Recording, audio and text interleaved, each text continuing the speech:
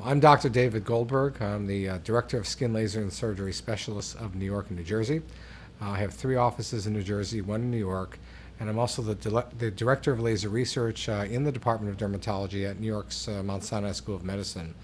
I've been in practice for 30 years. I really grew up with energy-based technologies and lasers and light sources and radio frequency, and really have seen the transformative years over the last decade or so.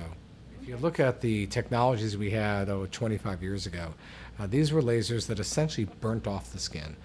There was no question you could lead to improvement in people, but they had downtime for anywhere from 10 to 14 days. They were red for months and months and months. And although the results could be good, there was also a pretty high risk of scarring and a lot of patient dissatisfaction. What that led to over the last decade or so are the whole group of fractional lasers. And these were lasers that didn't burn off the skin, that were much safer to use, that maybe required more treatments, but didn't really lead to quite the degree of improvement we wanted, and still were not necessarily all that safe for darker skin types because they removed the pigment of the skin and didn't always work the best for acne scarring. What has been transformative in this area over the last several years are the development of fractional radiofrequency devices. They work much like lasers, except they're not laser energy, they're actually heat-based. And what makes them very different is they don't do a lot to the outer surface of the skin, so they're much safer in darker skin types, and yet they do so much in depth, and so they're so terrific in acne scarring. And as we get toward the InMode technology, which is the Fractora device, this really has revolutionized radiofrequency resurfacing and bipolar radiofrequency resurfacing because the devices have several tips. And so we can design a tip which is very superficial. So in fact, despite what I said, can be used to treat superficial photo damage, sun damage spots, sunspots, lentigines, freckles, or we could have a slightly deeper tip, which can be used, and we use it all the time, for acne scarring and traditional resurfacing. And then there are even different tips than that, which go much deeper, that can promote tightening. And so we can design our skin and our treatment in accordance with what we want to do. Do we have someone who has mostly acne scarring? Well, we may go deeper with that and get more collagen. Do we have somebody who is darker skinned? It could be an African American, it could be a Latino, or even a suntan Caucasian. Then we're going to want to stay away from the superficial epidermis. Do we have someone who has age spots? We can design what we're treating with the Fractora device based on the tip we're doing, and we've never been able to do this before. We've had people who have been treated over the years with, for example, the well-known Fraxel device who have acne scarring.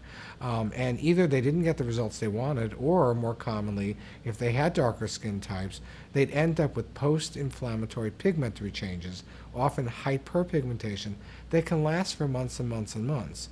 When you use the Fractora device, which is not based on laser energy, but based on radio frequency, where the energy is mostly placed in the dermis, and you don't get much disruption of the epidermal-dermal junction where the pigment is, you can treat these people, give them more energy, lead to greater results, and yet have the safety factor of radio frequency.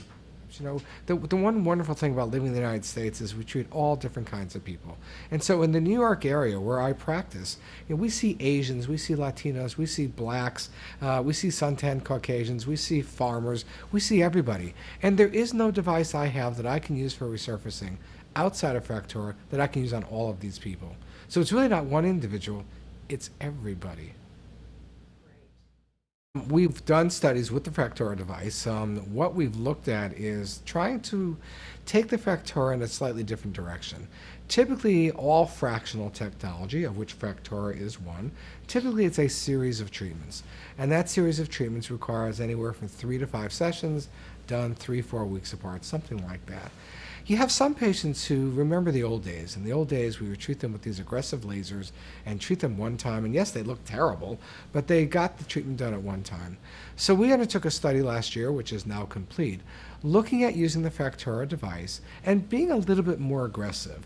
And that is, when I say more aggressive, using slightly higher energy, having more treatment concentrated into the skin to see what the results would be after one treatment. And again, this is technology that historically historically must be used anywhere from 3 to 5 times. And so with one treatment, we did get a little bit more of a wound, but certainly nothing like the wound that you see from laser resurfacing. They're healed within a few days easily. And with one treatment, looking at patients 3 to 6 months later, they already had 50% improvement. Now, compare that to needing 5 treatments over the course of a month to get to probably 80% improvement. So suffice to say, if we treated these people twice, we would actually probably have better results than 5 treatments. We only treated them once, they're all 50% improved, everybody's happy, and it's a one-time treatment. That's never been done with fractional radiofrequency before.